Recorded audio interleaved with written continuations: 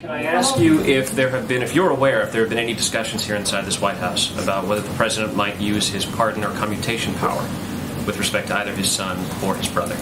That's not a hypothetical I'm going to entertain. I don't have anything to add from this podium. Justin?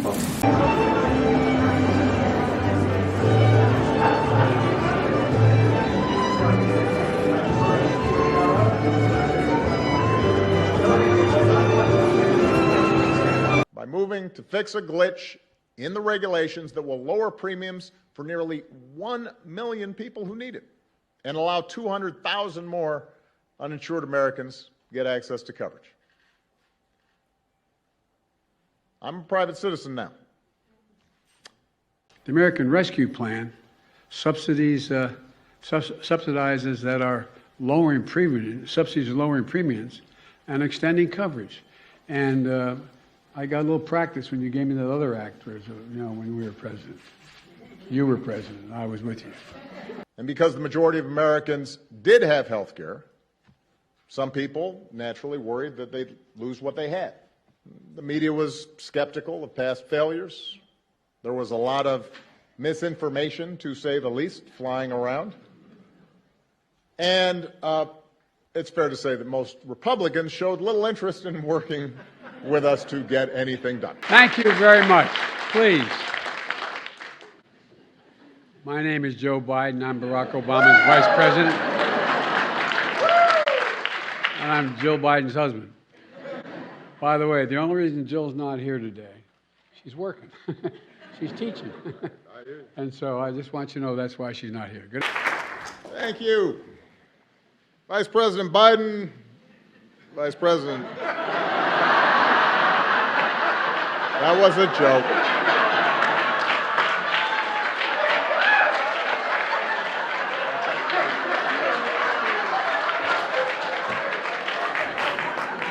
That was all set up.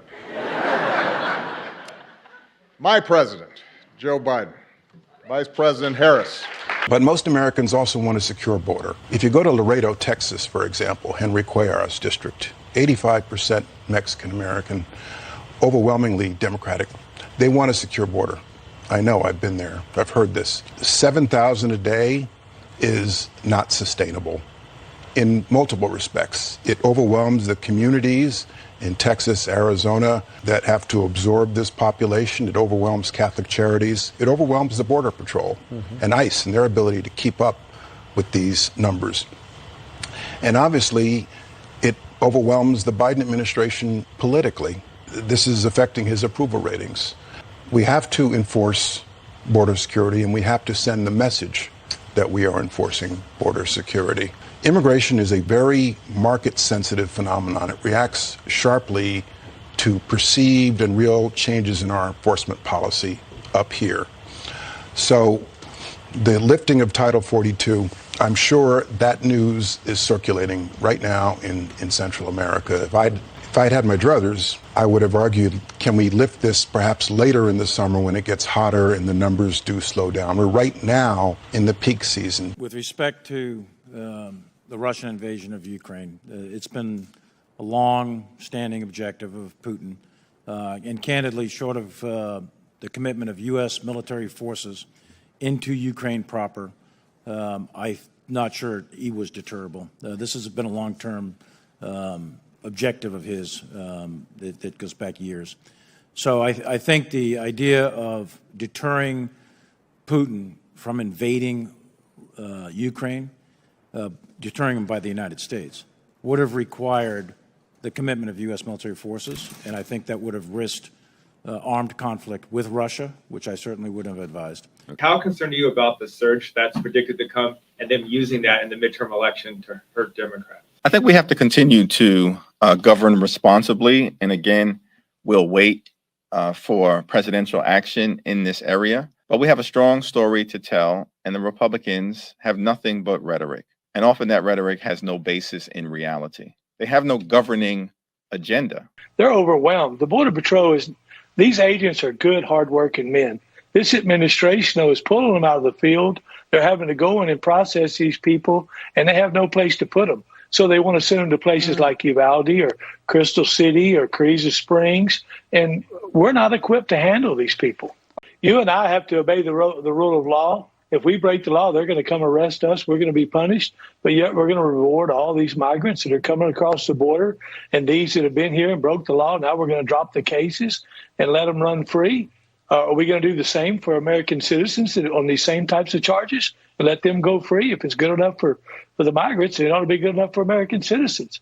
It's ridiculous that this administration puts illegal immigrants that cross our border illegally, they have greater rights than American citizens. President Biden said when he campaigned, we're going to end fossil fuels. It's the one campaign promise he's actually keeping. So on day one, and it is day one, they started saying we're going to stop producing on American land, including ANWR, which we got done here. Alaskans support that. Americans support that. We're going to strong-arm financial institutions, woke guys like John Kerry, Gina McCarthy, going to Wall Street saying, don't invest in American energy. By the way, John Kerry has also gone to Japan. I've heard this from Japanese officials saying, don't buy LNG.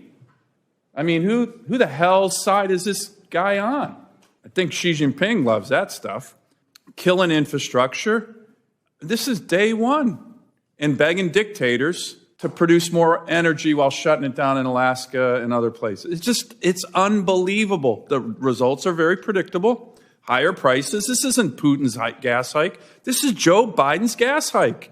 And everybody in the country knows it. Senators here, they don't like energy workers anymore. They're somehow bad, ridiculous. They're great Americans. They're heroic Americans and empowering dictators. That this administration, and they're going to pay, by the way, in November.